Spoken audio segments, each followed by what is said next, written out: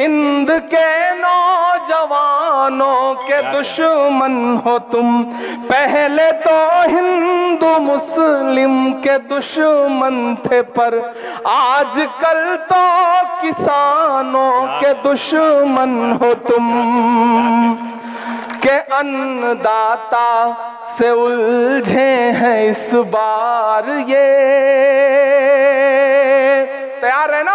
अगर सच लगे तो मैं जो बातें यहां खड़ा होकर बोल रहा हूं, मैं सिर्फ यही नहीं बोलता, मैं कोशिश करता हूं कि ये बातें उनसे 6 फीट दूर खड़े होकर के पार्लियामेंट में भी बोलूं। मैं बोल रहा हूं, मैं आपकी आवाज बन के बोल रहा हूं और ये कह रहा हूं कि अन्नदाता से उलझे हैं इस बार ये। उधर जो लोग खड़े हैं उनकी भी शिरकत हो कि अन्नदाता से उलझे हैं इस बार ये। मोदिया शाह हो सब सुधर जाएंगे, मत समझना डराने से डर जाएंगे।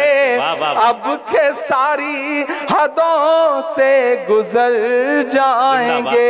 सीमांचल वालों, हम इस दौर में एक मुश्किल लड़ाई लड़ रहे हैं। अशफाक करीम साहब गवाह हैं कि हम पार्लियामेंट में बैठते हैं तो वहां भी बोलने की पाबंदियों के साथ बैठते हैं, लेकिन मैं इसलिए जिंदा हूं कि मैं बोल रहा हूं। दुनिया किसी गूंगे की कहानी नहीं लिखती। हम मुसलसल लड़ रहे हैं, हम लगातार हाकिम की आंख से आंख मिलाकर बिना डरे हुए आपकी आवाज बनकर के बोल रहे हैं। मेरी आंखों में मदरसा अजीजिया है, मैं सीमांचल में खड़ा हूं। मैं चाहता हूं कि मैं जो मिसरे पढ़ने जा रहा हूं ये उसी मदरसे की दीवारों पर चस्पा कर दिए जाएं। मैं पढ़ता हूं, ये साजिश और नफरत की नई आंधी चलाने से, ये साजिश और नफरत की नई आंधी चलाने से, किसी मजलूम और बेबस की हिम्मत आजमाने से, लगाकर आग नफरत की किताबों को जलाने से, किसी पर कहर ढाकर फिर तुम्हारे मुस्कुराने से, विरासत मिट नहीं सकती तुम्हारे यूं मिटाने से। विरासत मिट नहीं सकती तुम्हारी यूं मिटाने से। ये दीवारों पे नफरत की निशानी छोड़ने वालों, ये दीवारों पे नफरत की निशानी छोड़ने वालों, दिलों को चीरने वाली कहानी छोड़ने वालों, लगाकर धर्म का नारा जला देते हो बस्ती को। कई रोती हुई आंखों में पानी छोड़ने वालों, किताबों को जला दोगे मगर जो राख बिखरेगी। मैं डाइस पे मौजूद एक शख्स से दुआएं चाहता हूं कि किताबों को जला दोगे मगर जो राख बिखरेगी, उसी को घोल कर हम फिर नई स्याही बनाएंगे। हाय हाय हाय हाय। किताबों को जला दोगे मगर जो राख बिखरेगी, उसी को घोल कर हम फिर नई स्याही बनाएंगे। उसी मकतब में गूंजेंगे तराने फिर से चाहत के, उसी मकतब में गूंजेंगे तराने फिर से चाहत के। कलम कागज लिए हाथों में बच्चे मुस्कुराएंगे। मोहब्बत की इबारत को भला कैसे मिटाओगे, हमारी इस विरासत को भला कैसे मिटाओगे। मोहब्बत की इबारत को भला कैसे मिटाओगे, हमारी इस विरासत को भला कैसे मिटाओगे। नई नस्लों से जिस दिन तुम नजर अपनी मिलाओगे, तब अपने जुल्म के किस्से से खुद ही मुंह छुपाओगे। नहीं मिलना किसी को कुछ भी इस आंधी के रास्ते पर, सुनो फिर लौटना होगा तुम्हें गांधी के रास्ते पर। वाह वाह। सुनो फिर लौटना होगा तुम्हें गांधी के रास्ते पर।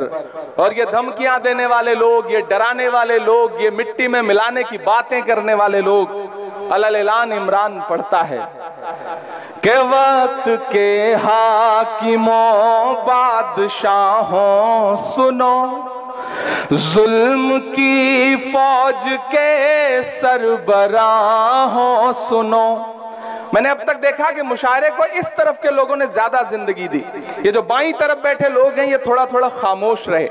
मुझे देखना है कि कौन सी साइड के लोग मुशायरे को ज्यादा जिंदगी दे रहे हैं। उधर जो माएं बहनें बैठी हैं, मुझे उनकी भी दुआएं चाहिए कि कातिलों के सभी खैर खाहों सुनो, वक्त के हाकिमों बादशाहों सुनो, जुल्म की फौज के सरबराहों सुनो, ऐ सियासत के मगरूर शाहों सुनो, मत समझना डराने से डर जाएंगे। नहीं डरेंगे ना, नहीं डरेंगे ना। मैं अशफाक करीम साहब से बैठे हुए एक बात कह रहा था कि पिछले कई साल से मैं ये देख रहा हूं, मारूफ साहब मैं मुसलसल देख रहा हूं कि मुशायरे होते थे, मजलिसें होती थीं, बहुत सारे और कल्चरल इवेंट होते थे। कम्युनिटी में डर सा बैठ गया है, प्रोग्राम्स कम हो गए, लोगों ने जश्न मनाना बंद कर दिया, लोगों ने मुस्कुराना कम कर दिया। ऐसे में इस डर को तोड़ने की जरूरत है, इस खामोशी को तोड़ने की जरूरत है। मैं उस खामोशी को तोड़ने के लिए हिम्मत करता हूं और उस हिम्मत में आपसे दुआ मांगता हूं। 700 किसानों ने शहादत दी, उसके बाद बिल वापस लिया गया। उस दौरान मैंने 4 मिसरे कहे थे इस नज्म के एक बंद में, मैं वो सुनाता हूं और इस हुकूमत से कहता हूं कि हिंद के नौजवानों के दुश्मन हो तुम। सच बोल रहा हूं कि हिंद के नौजवानों के दुश्मन हो तुम, आरती और अजानों के दुश्मन हो तुम। किसी के सगे नहीं है, किसी के भी सगे नहीं है कि आरती और अजानों के दुश्मन हो तुम, हिंद के नौजवानों के दुश्मन हो तुम। पहले तो हिंदू मुस्लिम के दुश्मन थे, पर आजकल तो किसानों के दुश्मन हो तुम। के अन्नदाता से उलझे हैं इस बार ये। तैयार है ना?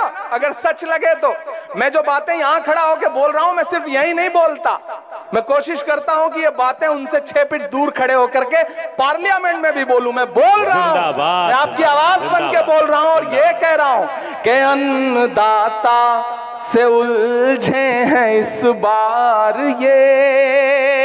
उधर जो लोग खड़े हैं उनकी भी शिरकत हो कि अन्नदाता से उलझे हैं इस बार ये। मोदी या शाह हो सब सुधर जाएंगे, मत समझना डराने से डर जाएंगे। अब के सारी हदों से गुजर जाएंगे, ना इधर जाएंगे ना उधर जाएंगे। बन के खुशबू फजा में बिखर जाएंगे। मौत के नाम का खौफ देता है क्यों, मौत जिस रोज आएगी मर जाएंगे। बहुत शुक्रिया। मैं आऊं और जाऊं और आप बार बार फरमाइश करें। मैं चाह रहा हूं कि मैं आखिर में एक नज्म आपको सुना देता हूं, एक नज्म जो मैं अपनी पसंद की आपको सुनाना चाहता हूं। बहुत अच्छा सुन रहे हैं आप, उस पूरे रंग में आ चुके हैं। एक नज्म सुनाता हूं। इसराइल साहब बहुत अच्छा बोला आपने।